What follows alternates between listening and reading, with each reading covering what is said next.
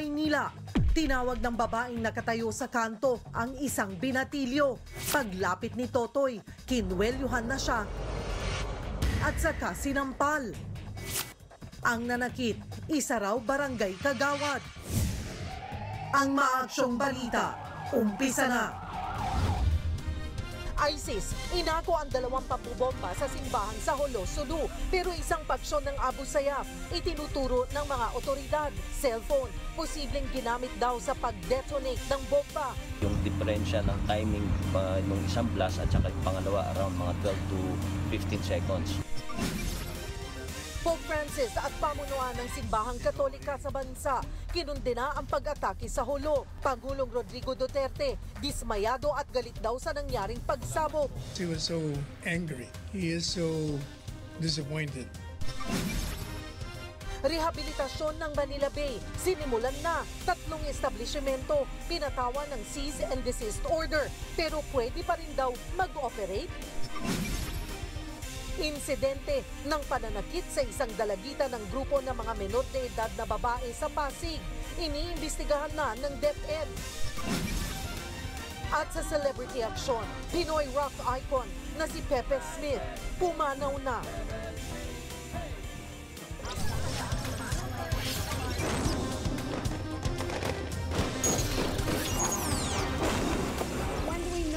It's not getting out of hand. You elect with me as president, you must have trust with me. Isa pang 2 sospek. Walang habas na umatras. Ito ang iniwan niyang pinsala. Nakakaloka! Live mula sa himpilan ng News 5, magbabalita ang hepe, Lucy Cruz Valdez. Simula na ang aksyon. Magandang gabi. Koordinasyon ng pananakit ng kagawad sa Manila sa isang 15 anyos na lalaki. Nahuli raw kasi ang binatilyo habang nakikipag-inuman ng lampas sa curfew. Umaaksyon si Jen Calimon. Nakuna ng CCTV sa kanto ng San Jose Street, Sampaloc, Maynila nang tawagin ng nakatayong babae ang isang binatilyo. Paglapit ng binatilyo, kinuwelyuhan at sinampal na siya ng babae. Ayon sa tatay ng 15 anyos na binatilyo, ang kagawad ng Barangay 425 Zone 43 na si Liza Quejong ang nanakit sa kanyang anak. Ang sabi, inano daw siya rito. Oo. May kwintas siya na stingless. Tapos sinampal siya, 2 sunod. Ang sabi niya, pinalo raw siya ng batuta dito sa bandang puwet. Nahuli raw ng kagawad ang binatilyo na nakikipag-inuman ng lampas sa curfew. Pero ayon sa kanyang tatay, walang karapatan ng opisyal ng barangay na saktan ang kanyang anak. Nandun ako, pero kung sinabi nilang pinakulong nila, kasi bagansya yun underage ka ano na ka, abot ka na, sumubra ka na sa curfew.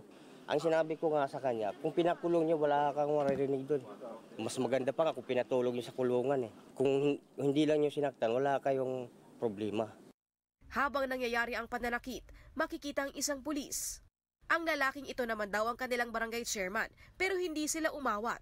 Ang kininto sa akin ni chairman, dinampian lang daw, ganun. Sabi ko, pag tinignan mo sa CCTV, malakas ang impact nun. Kasi ganun sangkot si chairman dyan Sabi ko, sasabit siya dyan. Kung makititingnan mo sa CCTV, nandun siya, nakatayo lang. Sinubukan ng News 5 na kunin ang panig ng mga opisyal ng barangay, pero tumanggi silang humarap.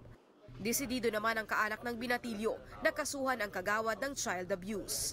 Umaaksyon, Jen Calimon, News 5. Viral na naman sa social media ang insidente ng bullying na kinasasangkutan ng mga menor de edad na babae sa Pasig City.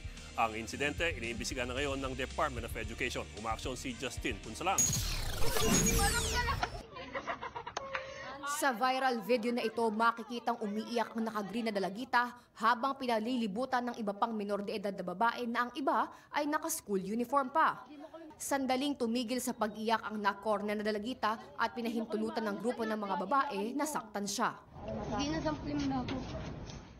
2 dalagita ang magkasundo sumampal sa kanya. Sa ikatlong pag-atake, sinabunutan at kiniladkad na ang biktima hanggang sa napahiga siya sa kalsada.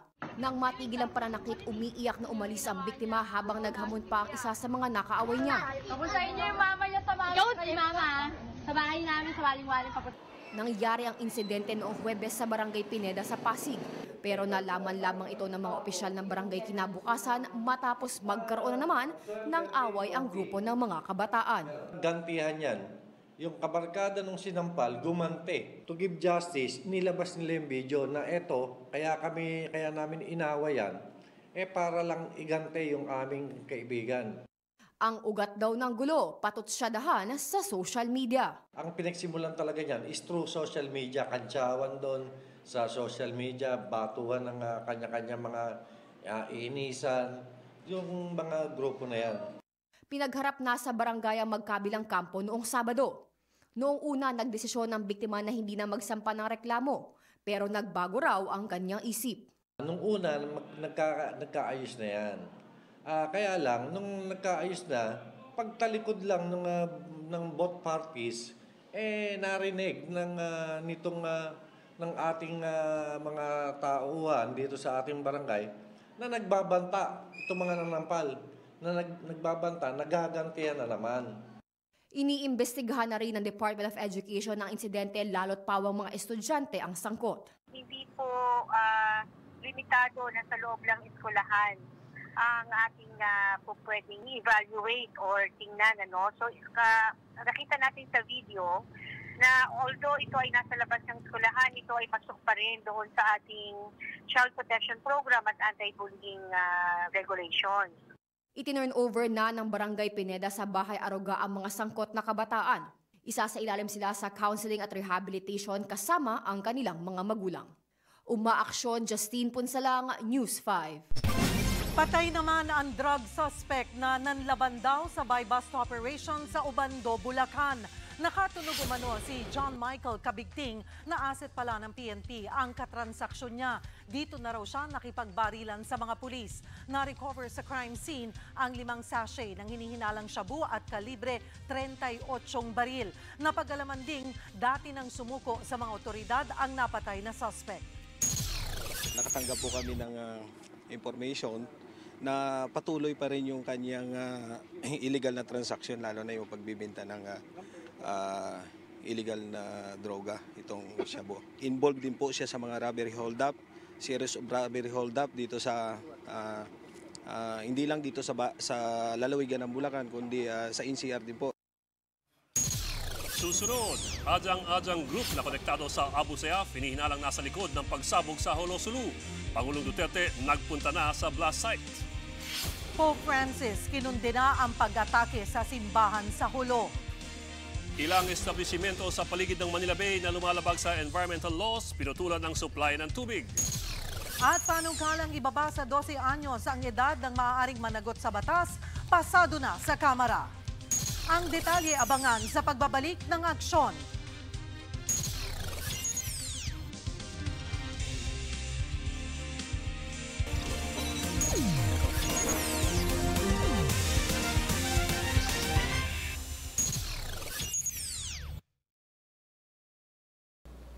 So there's a problem about land and agrarian reform.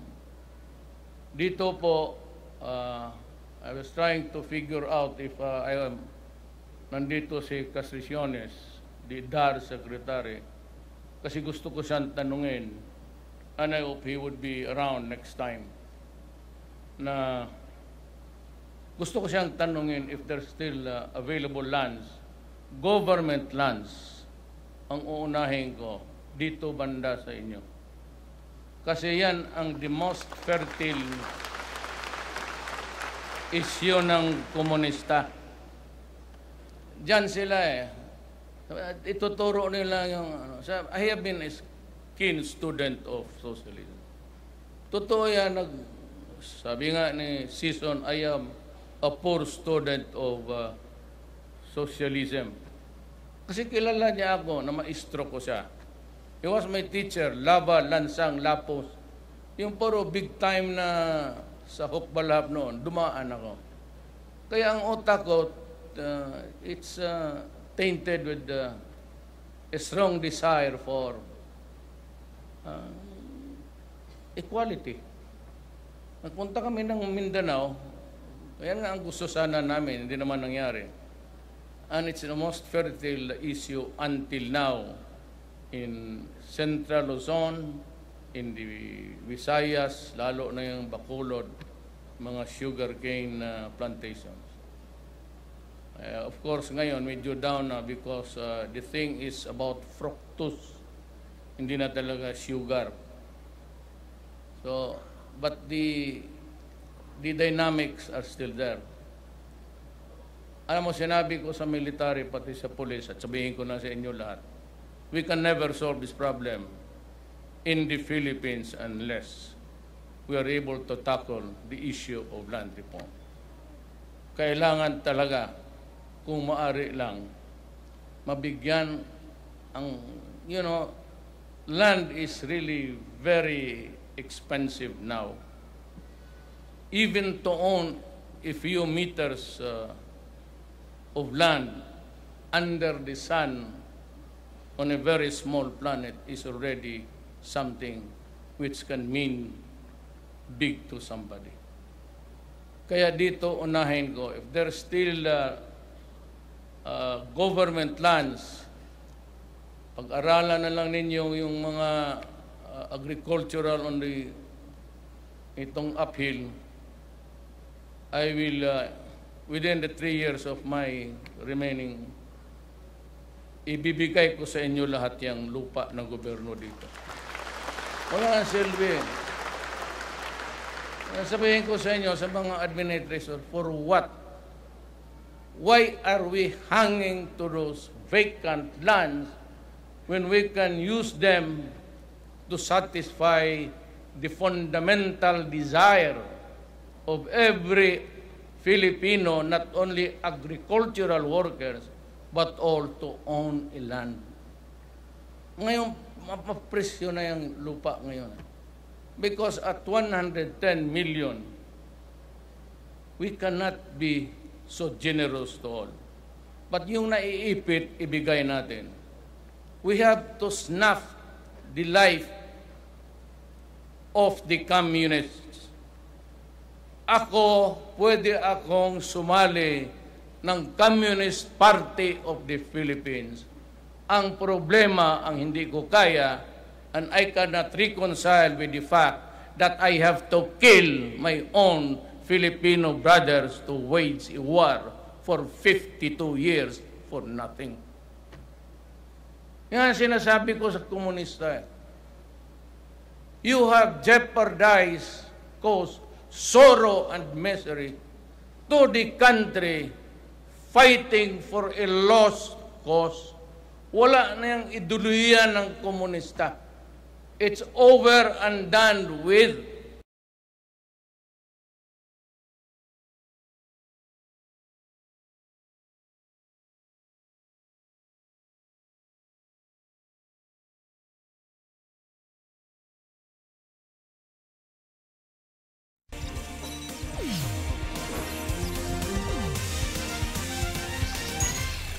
Isang paksyon ng Abu Sayyaf Group ang tinukoy ng militar na nasa likod ng kambal na pagsabog sa Holo Sulu kahapon. Ayon sa AFP, isa sa mga suspect ay kapatid ng ASG sub-leader na napatay ng mga militar. Umaaksyon si Gemma Vansenia. So pwede niyang iikot-ikot yan. Sa bahaging ito ng Our Lady of Mount Carmel Church, sinasabing iniwan ng mga hinihinalang terorista ang improvised explosive device o IED na sumabog kahapon ng Linggo. Nangyari ito sa kalagitnaan ng ikalawang misa alas 8 ng umaga. Pero napupuno ito po. Halos po. Halos during that ito. time, ang estimated na nasa 100 to 120. Next, Jamie. Second 120, halos lahat nasugatan. Halos mawasak ang altar, mga upuan at maging ang kisame ng simbahan sa lakas ng pagsabog. Parang landmine, parang... Ilang segundo lang ang pagitan ng sumabog naman ang isa pang IED sa military outpost sa labas ng simbahan. Ayon sa Western Mindanao Command, nasa 20 na ang kumpirmadong patay habang higit 80 ang sugatan. 51 naman ang isinugod sa ospital. Hindi pa matukoy ang uri ng IED na ginamit sa pagpapasabog, pero ayon kay Albayalde, malaki ang posibilidad na cellphone detonated ito. Most probably talagang cellphone detonated ito dahil nasa timing, no? At yung diferensya ng timing nung isang blast at saka yung pangalawa around mga 12 to 15 seconds. So talagang ito are electronically detonated. Ayon sa site intelligence group na nagmomonitor ng jihadist activities, inako ng teroristang grupong ISIS ang kambal na pagsabog. Pero ayon sa Western Mindanao Command, mga miyembro ng Adyang-Adyang group na konektado sa Abu Sayyaf ang nasa likod nito base sa nakuhang CCTV footage sa simbahan. Kilala raw ang grupo sa kidnapping, extortion at tinatawag na revenge killings o pagpatay bilang paghihiganti.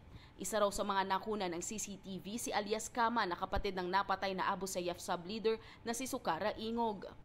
Wala naman iba tayong maitatawag dyan kundi terrorist attack talaga. Diba? Yan yung kagustuhan ng mga terorista, makamatay ng mga sibilyan, yung mga inosente, yung makapanggulo, makapagkasik ng takot sa mga kababayan natin, particularly doon sa Sulu. There is no any other appropriate term na pwede natin magamit, kundi terrorist attack talaga siya.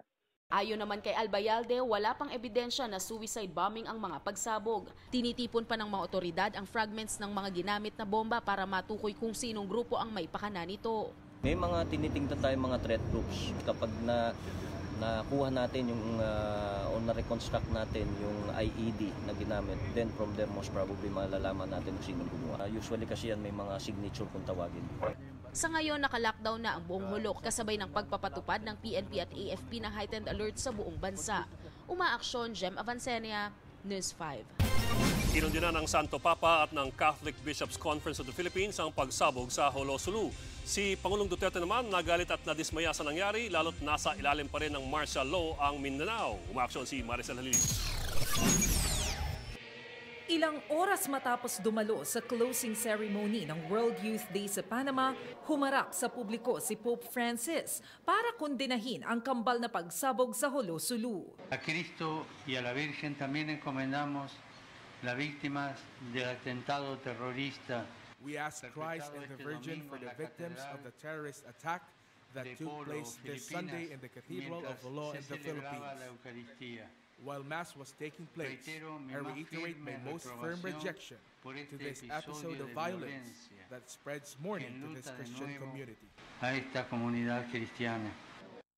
Sa isang tweet bago ito, nanawagan ng Santo Papa sa mga Katoliko na ipagdasal ang mga biktima ng pagsabog, gayon din ang mga nasa likod nito. Hindi bababa sa 20 ang nasawi, habang higit 80 ang sugatan sa pagsabog sa Our Lady of Mount Carmel Church at sa kalapit nitong military outpost. Ayon sa Catholic Bishops Conference of the Philippines o CBCP, malinaw na isa itong act of terrorism. The recent bombing of the Cathedral of Jolo, where scores of people were killed and several more were injured, is a further evidence to the cycle of hate that is destroying the moral fabric of our country. Sabi naman ng Malacanang, galit at dismayado si Pangulong Duterte sa nangyari, lalo't nasa ilalim ng martial law ang Mindanao. Of course, he was so angry, for one. For another, he is so disappointed that despite the movement to tread the path towards peace and development, there are still certain forces in that region who will sow terror. Sa kabila nito, nanindigan ng palasyo na mas kailangan ngayon ng Mindanao ang batas militar para matutukan ang banta ng terorismo. With more reason, martial law should be in place, because if you can do that under a martial law regime, then the more reason you should maintain it and be more strict in the implementation of security measures in that area. Umaasa naman ang CBCP na hindi ito magiging dagok sa kapayapaan sa Mindanao, lalo't katatapos lang ng plebisito para sa Bangsamoro Organic Law. So we hope that this bombing of the cathedral will not sidetrack us, the majority communities of both Muslims and Christians, from the path of lasting peace through the Bangsamoro Organic Law. Naglabas na ng travel warning advisory ang United Kingdom sa Mindanao, habang ang Estados Unidos naman kinundina na ang mga pagsabog. Inutusan na rin ni Justice Secretary Menardo Guevara ang National Bureau of Investigation na imbestigahan ang insidente. Umaaksyon, Maricel Halili, News 5. Personal na nagkiramay si Pangulong Duterte sa mga kaanak ng nasawi sa pagsabog sa Holo Sulu.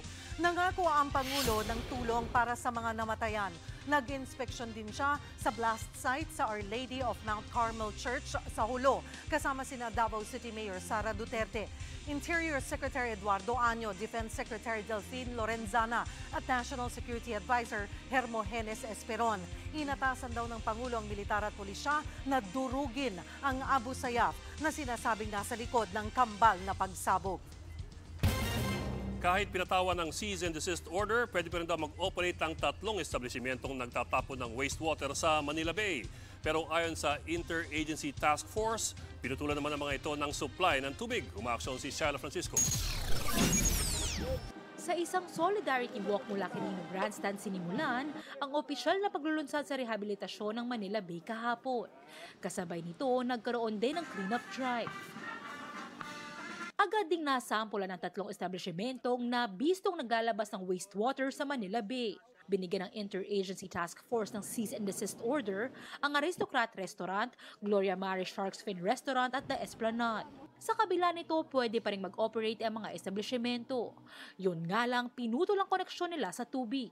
Pinutulan ang water source para immediately wala na ho silang chance na makapag-pollute sa ating Manila Bay. Ngayon po, sa mga susunod na araw, ito hong CDO na ito na pagpuputol ng water line, wala na ho sila magiging discharge, pwede hong magtuloy-tuloy hanggang sa pagsasara ng establishment. Nanganganib ding matanggalan ng 3 establishmento ng Environmental Compliance Certificate o Mayor's Permit sakaling hindi maayos ang issue. Nagbigay rin ng task force ng show cause order sa Star City para ipaliwanag ang water pollution sa lugar. Notices of violations naman ang binigay sa 6 na establishmento, kabilang ang 4 na pag-aari ng SM dahil sa water pollution at di maayos na sewage treatment plant. 10 hanggang 200,000 piso kada araw ang kailangang bayarang multa ng mga lumabag na establishmento. Sa isang pahayag, sinabi ng SM Group na isang tenant lang nila ang sangkot sa paglabag at naayos na raw ang problema. Pagdating naman sa ibang violation, susunod daw sila sa loob ng 5-day grace period. Bukod sa mga establishmento, tinututukan na rin ng task force ang problema sa higit 200,000 informal settlers sa paligid ng Manila Bay. Kaya imi-meeting natin yung mga mayors, titingnan natin kung meron ba silang pwedeng paglagyan na temporary relocation bago sila lumipat doon sa itatayo ng NHA. Kasi paano mo i-dredging at hukayin yung estero kung andyan pa rin yung mga squatter or ISF. So kailangan ng involvement ng mga LGUs dito. They have to find temporary relocation sites. Para sa News 5, Sheila Francisco, we are One News. Pasado na sa ikatlo at huling pagbasa ng Kamara ang panukala para sa mas mababang age of criminal liability. 144 ang bumoto pabor sa panukalang ibaba sa 12 anyos ang edad na pwede nang papanagutin sa batas. 34 naman ang tutol habang walang nag-abstain. Kasalukuyang nasa 15 anyos ang minimum age of criminal liability sa bansa. Sa Senado naman, kasalukuyan palang nakasalang ang panukala para ibaba sa 12 anyos ang edad na maaaring managot sa batas. Ay mga kapatid, siguro ding may baon kayong jacket kung mamamasyal ngayong gabi. Nako, patuloy pa rin tayong makakaranas ng malamig na panahon dahil po sa amihan. Asahan din po ang posibleng pag-ulan dahil sa localized thunderstorms. Pinakaramdam naman ng amihan mga kapatid, nako, saan pa di sa Baguio City. Kaninang alas 5 ng umaga na itala ang pinakamababang temperatura sa lugar ngayong taon na bumagsak lang naman sa 9.8 degrees Celsius. Nako, sarap niyan. Samantala, libo-libong pamilya ang lumikas sa Davao Region dahil po sa pagbaha at malakas sa ulan nitong weekend. Higit 2,000 pamilya ang isinailalim sa forced evacuation ng umapawang Davao River at Liboganon River, habang sa Compostela Valley isa ang naitalang patay ng matabunan sa landslide sa bayan ng Monte Vista. Pero maiba tayong mga kapatid, sa araw to taong 1861, pinanganak sa Cavite ang kompositor na si Julian Felipe, nagsulat ng musika ng ating pambansang awit. Unang pinutugtog sa deklarasyon sa Kawit noong June 12, 1898. Ito tinawag na Marcha Nacional Filipinas bilang pamukaw sa makabayang damdamin ng mga revolusyonaryong Pinoy. Pero alam nyo ba na ibang-iba ang nadinig nila Aguinaldo noon at ang kinakanta natin ngayon? Ang nadinig nila sa Kawit noon ay instrumental lamang. Ang Makata at dating katupinerong si Jose Palma ang naglatag ng letra sa musika ni Felipe. Pero Sa Espanyol, ang pamagat ay Filipinas na unang na-publish sa Revolusyonaryo Pahayagan na La Independencia noong September 3, 1899. Pero kung si Julian Felipe ang nagkumpos ng himig ng bansa at kay Jose Palma ang letra sa umaga ng araw na ito, Enero 28, pumanaw nagsulat ng titik ng himig natin at iba pang classic ng Pinoy rock. Ang Pinoy rock icon na si Joey Pepe Smith sa edad na 71. Susunod, suspect sa pagpatay sa empleyado ng Taytay Municipal Hall na kilala at nahuli sa tulong ng CCTV at galon ng tubig. 58 patay matapos mawasak ang dam sa Brazil. At Karen Gallman nasungkit ang unang korona ng Pilipinas sa Miss Intercontinental Pageant. Ang detalye abangan sa pagbabalik sa aksyon.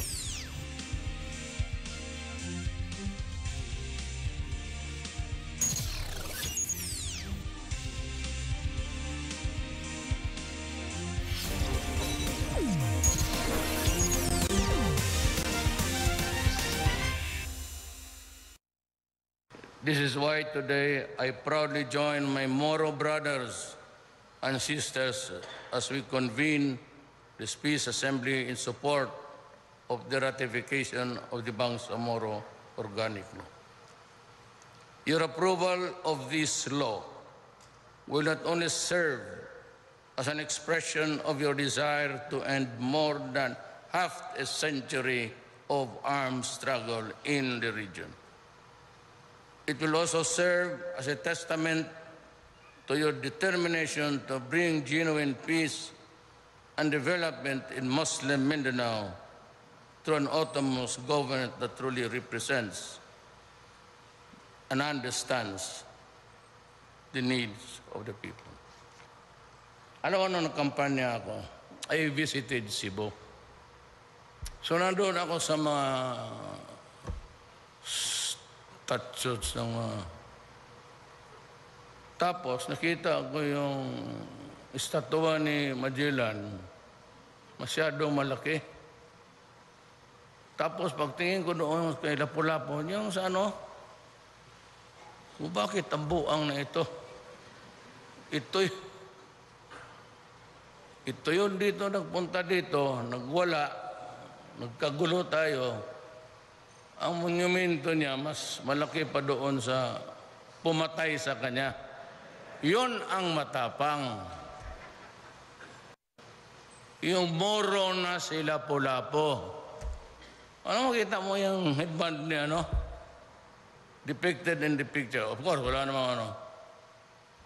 That's it, tausog. Ano yan? Yan yung headdress ni Misware.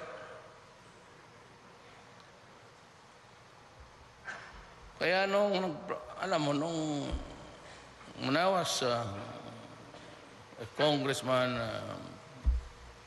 mayor, I was with a grieving heart. Kasi, andito naman itong mga taga-Luzon, itong mga taga-Bicol. Aba, walang hero na labas sa Luzon.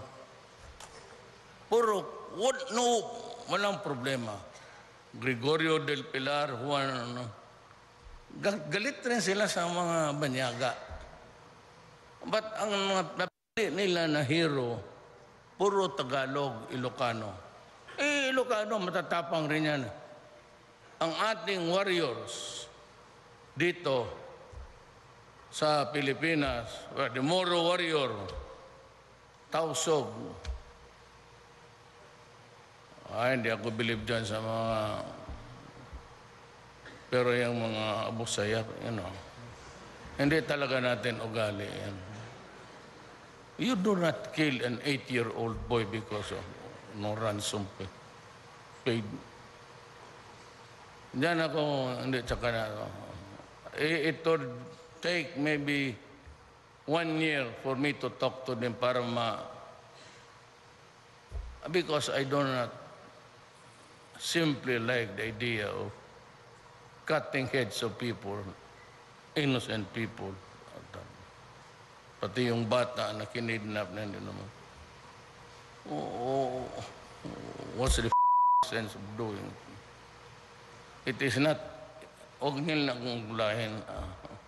there is a part of me which is Islam actually. Kaya kung mag-away-away kami ng mga buang na pari na yan, hindi mo na ako Katoliko. Islam na, totoo. Mga simba lang ako dyan. No? Sa Ateneo, sa San Beda, kami po, karaming muro namin dyan sa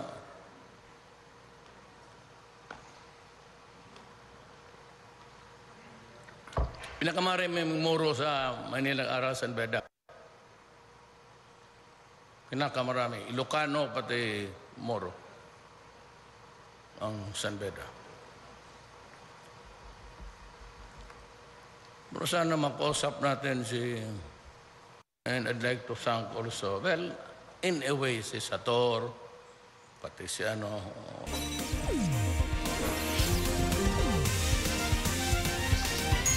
Sa pamamagitan ng CCTV at mga galon ng tubig, nahuli ang delivery boy ng water refilling station na suspect sa pagpatay sa empleyado ng Taytay Municipal Hall noong nakaraang linggo. Pag-amin ng suspect, nagawa niya ang krimen dahil hindi nagbayad ang biktima sa ibinigay niyang serbisyo. Umaaksyon si Ryan Ang.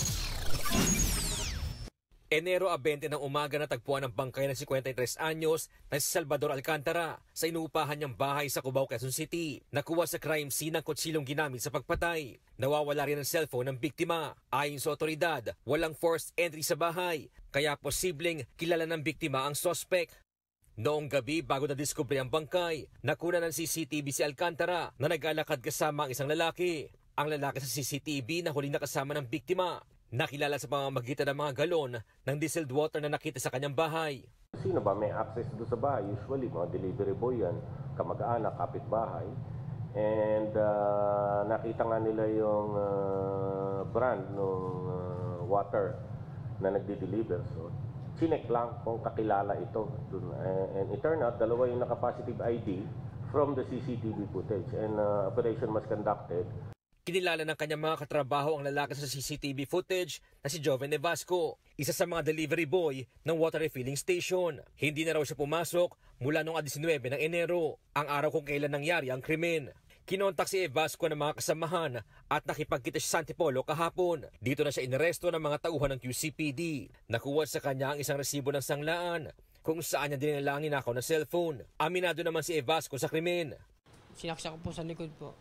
Tapos po hindi ko po alam kung ilan yung tama eh. Kasi po, dumilim po yung paningin ko kasi nakainom po rin kasi ako. Hindi po sir, nakainom po talaga ako sir. Nagamit ka rin ba ng drugs? Dati po sir. Lasing daw ang suspect at nagdilim ang kanyang paningin nang hindi magbayad ang biktima sa ibinigay niyang serbisyo. 300 po usapan namin. Eh kailangan po rin ng pera. Tapos po binigyan naman po yung gusto niya, inano ko siya. Tapos inano niya ako. Wala na po problema. Doon lang sumama po yung log po na yung inano niya ako po, may nangyari sa amin. Opo, may nangyari po sa amin. Tapos po yun, susunod, sabi niya susunod na lang yung bayad. Naharap ang suspect sa kasong robbery with homicide. Umaaksyon, Ryan Ang, News 5. Nagkasundo ang Senado at Kamara na limitahan sa 50 billion pesos ang halaga ng dagdag pondo para sa ilang ahensya ng gobyerno. Kasabay po nito, binunyag ni Congressman Rolando Andaya Jr. ang isa pa raw budget insertion sa DPWH. Umaaksyon si Zoni Reyes-Asguera. Sa pagpapatuloy ng bicameral conference para sa 2019 national budget, kinwestiyon ni House Committee on Appropriations Chairman Rolando Andaya Jr. ang target na reprioritization ng Senado o mga proyektong balak bigyan ng dagdag na pondo. 189 billion pesos kasi ang sinusulong ng mga senador na higit triple sa 51 billion pesos na reprioritization ng Kamara. Pero paliwanag ni Senator Panfilo Lacson, ang mga proyekto ay institutional amendments na hiling ng mga ahensyang pambansa. Itinanggi rin nilang pork barrel ang nasabing pondo. An example of an institutional amendment that I introduced and adopted by the Senate, 4 billion pesos for the activation of an infantry division. This was requested by the Armed Forces of the Philippines and the DND. Malinaw naman kung ano yung ibig sabihin natin ng institutional amendments at saka individual amendments. Siguro institutional o ano pa man, dagdag pa rin yan. Insertion ng institusyon. Ganun na lang sabihin natin.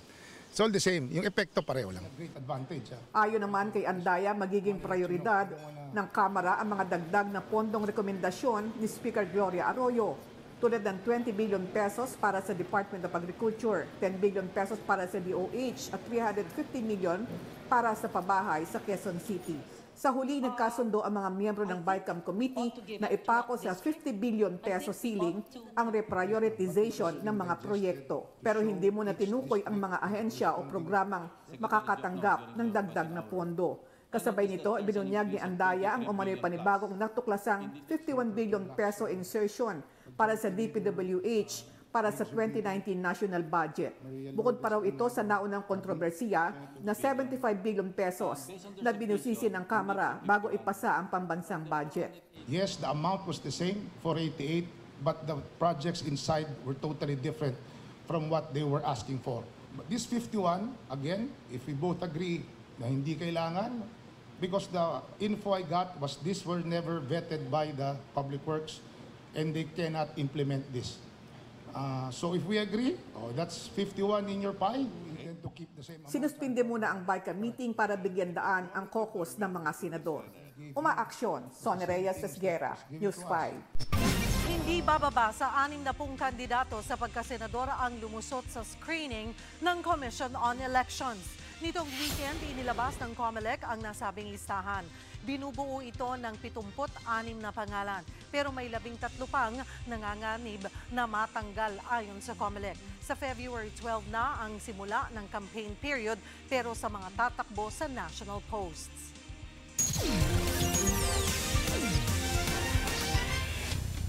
Aksyon abroad, muli nagbanta si US President Donald Trump na magdedeklara ng national emergency. Kasunod po ito ng pagpayag ni Trump na wakasan ang government shutdown kahit hindi binigay ng Kongreso ang hinihingi niyang $5.7 billion na pondo para sa border wall. Kapalit nito ang 3 linggong pag-uusap tungkol sa seguridad sa Mexico border. Pero kung hindi raw makukontento si Trump, magdedeklara siya ng national emergency para magamit ang pondo ng gobyerno na hindi dumaraan sa Kongreso. Umakyat na sa 58 ang nasawi sa pagguho ng dam sa Brazil. Nalubog sa mudslide ang mga bahay at establishmento matapos mawasak ang dam. Patuloy pa rin pinaghahanap ang higit 300 pang nawawala. Tulong-tulong na ang mga residente at otoridad sa relief operations. Pangunahing pangangailangan ang malinis na tubig ngayon sa lugar. Hindi patukoy ang sanhi ng pagguho ng dam. Sa China, napipinto ng magretiro ang ilang racing pigs dahil hindi na raw sila nagkakasya sa obstacle course. 3 buwan lamang daw kalimitan ang itinatagal ng mga biik sa racing tracks. Sa Chinese New Year, inaasang kakarera sa huling pagkakataon ang mga baboy. Bahagi ito ng pagdiriwang ng Year of the Pig sa Pebrero. Pagka-retiro, babalik na raw sa free farm ang mga baboy sa kapapalitan ng panibagong grupo. Magkakaroon na rin daw ng mobile app kung saan pwedeng hulaan ang mananalo sa karera.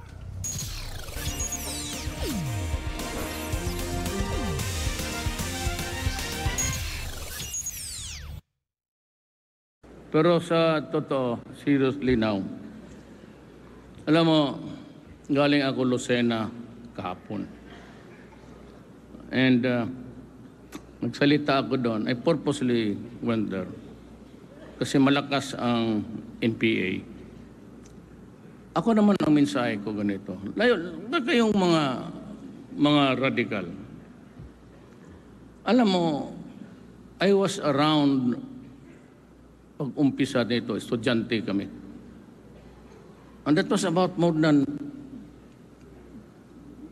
52 years ago. At ako naman kasi, hindi naman kami mahirap, hindi naman kami mayaman. So dito ako nakapag-aral. But kaming mga Pilipino na dumating sa Mindanao, we went there for the greener pasture. Ika nga, baka mas maganda ang buhay doon sa Mindanao kasi wala naman kaming lupa. Ang tatay ko, binata naman pumunta doon. Ang nanay ko now.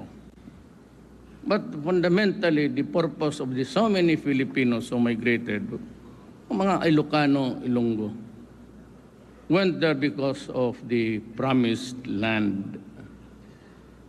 And we were told that especially the American sloganeering that if you go to Mindanao, it is really a land of promise. Ang totoo kasi niyan, walang mga Muslim magtrabaho sa mga mayayaman ng mga Kastila noon, pati ng mga Amerikanong kumuha ng mga lupa ng malalaki. Because, Christian, Protestante, yung mga Amerikano noon, and it would never work with Islam, a believer of Islam. Not because there was hatred at that time, but simply an avoidance of each other's presence as a matter of courtesy. So nagpuntahan doon mga Kristiyanos, and we thought that there was really something in the promise. Pero lahat noon, when it was subdivided, when Mindanao was cut into pieces, it was done in the city of Manila. 1935 to 40, ang land office dito, Bureau of Lands or whatever, nandito sa Maynila. True, na wala namang nasakta noon kasi napakalawak ng mundo noon.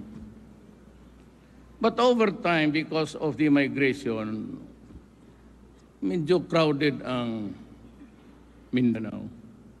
At ang lupa doon binigay sa mga either Amerikano or mga Espanyol. Sila ang nauna. Kasi itong dalawang klase, sila ang humawak sa gobyerno. The Spaniards, and they sat here for 300 years, live off the fat of the land at the expense of our grandfathers. Tapos yung Amerikano.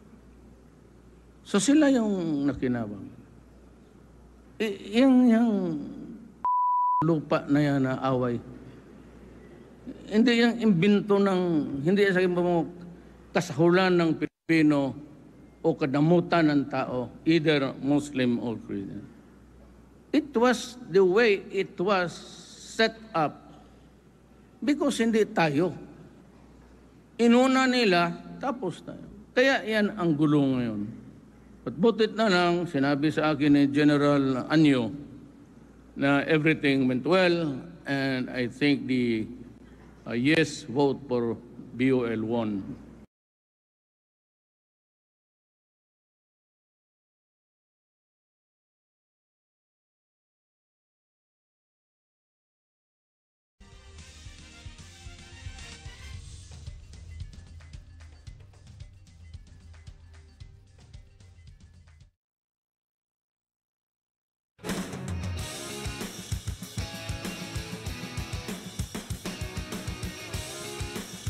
Sa Sports Center sa Aksyon, wagi sina Novak Djokovic at Naomi Osaka sa katatapos lang na Australian Open itong weekend.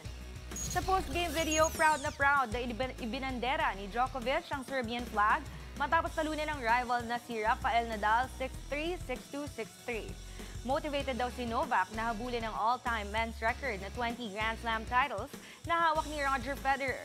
Ito rin ang ikatlong sunod na major title ng world number 1 matapos manalo sa Wimbledon at US Open noong 2018. Back-to-back Grand Slams naman ang ipinanalo ni Osaka ng Japan.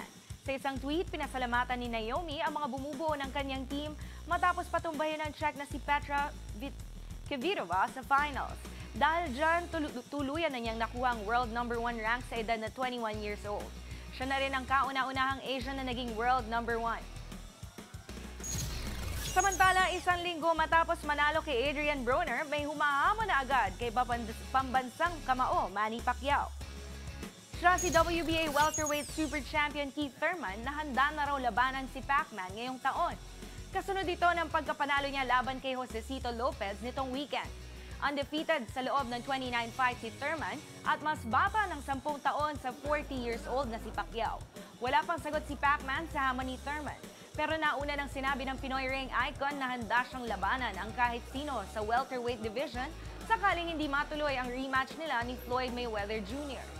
Samantala, sa Instagram post, ibinahagi ni Pacquiao naging meetup nila ng co-founder ng Alibaba na si Jack Ma sa Hong Kong. Nagposing pang alaboksingero si Jack Ma sa isang litrato.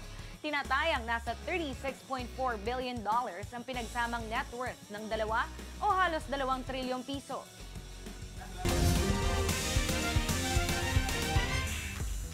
Hola mga kapatid, pumanaw na po ang Pinoy rock legend na si Joey Pepe Smith sa edad na 71. Wala pang inilalabas sa detalye sa pagkamatay ng rock icon pero noong 2017 ay naospital na siya matapos ma-stroke. Sa Facebook post ng kanyang anak na si Daisy, sinabi niyang hindi na mahihirapan pa ang kanyang ama. Nagpapasalamat din siya sa pagiging mapagmahal na ama ni Pepe Smith. Ayon naman sa promoter ni Pepe na si Dude Alfonso, wala pa pong detalye ang burol. Si Pepe Smith ang vocalist ng bandang Juan de la Cruz na nasa likod ng iconic hit songs tulad ng Beep Beep at Balong Malalim. Samantala, panalo muli ang ganda ng Pilipinas sa Intercontinental Beauty Pageant. Kinoronahang Miss Intercontinental ang pambato ng Pilipinas na si Karen Galman. Siya ang unang Pinay, mga kapatid, na nanalo sa pageant na ito simula nang mag-umpisa ito noong 1972. Napabilib niya ang judges sa kanyang sagot sa kung ano ba para sa kanya ang success. Ani niya pag-set ng goals at hard work ang susi sa tagumpay. Posible rin daw ang lahat basta't may pananampalataya. Itinanghal naman na first runner-up si Miss Costa Rica habang second runner-up naman si Miss Colombia. At yan po mga Aksyon balita, mga balitang pundasyon ng matalinong opinyon at konkretong solusyon. Para po sa patuloy na balitaan, tumutok lamang sa news5.com.ph sa ngalan ng aming hepeng si Lucy Cruz Valdez. Ako po si Cheryl Posin. Ako naman po si Ed Lingao. Saan man kailangan kapatid, higit sa balita, aksyon.